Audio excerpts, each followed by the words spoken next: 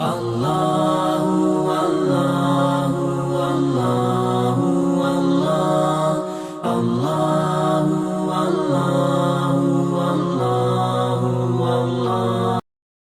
Suddenly, the horn of a flying, speeding car from behind, and in less than a second, bam!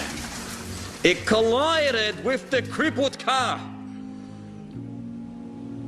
He said, the young man in between the two cars fell to the ground with critical injuries. We rushed to the scene, grabbed the young boy, took him to the car, called the ambulance, called the hospital to prepare for our arrival. The ambulance was going to be late, so they put him in the car. He mentions that he was of blossom age, tender age. He was a young adult, still in his late teens. He was mumbling something, but we could not understand what he was mumbling due to the rush that we were in. He said he was religious. You could tell from his appearance. Then the police officer said, when we placed him in the back of the car, we could make out what he was mumbling. He said, through all that pain, through all that suffering, his heart was reciting the verses of the Almighty Lord.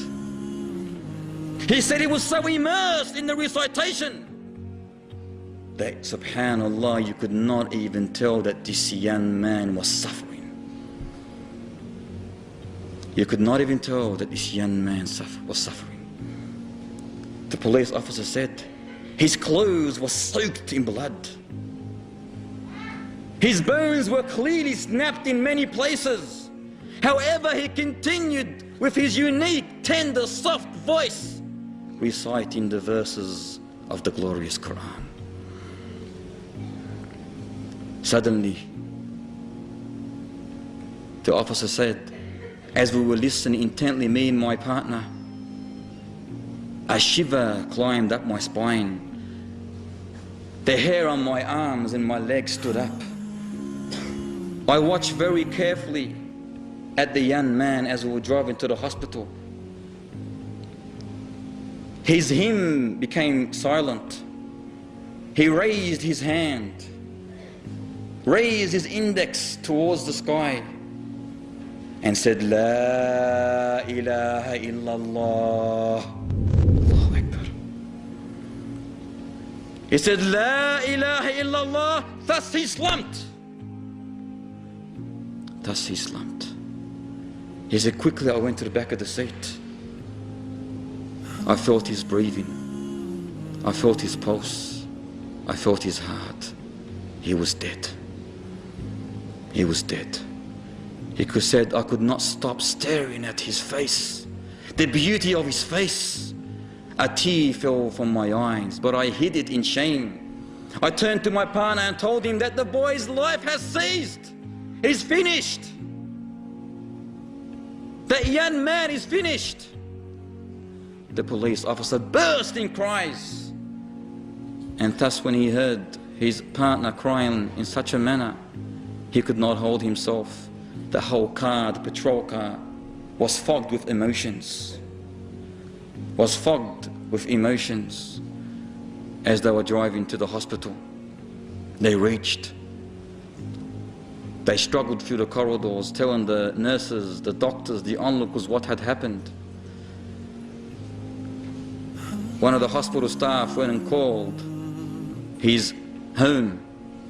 His brother picked up the phone and said, after being informed of his brother's accident, he said my brother would go and visit his only grandmother every single week who lived outside the town, and he would make sure that he would always spend time with those poor children and orphans who were idle in the streets.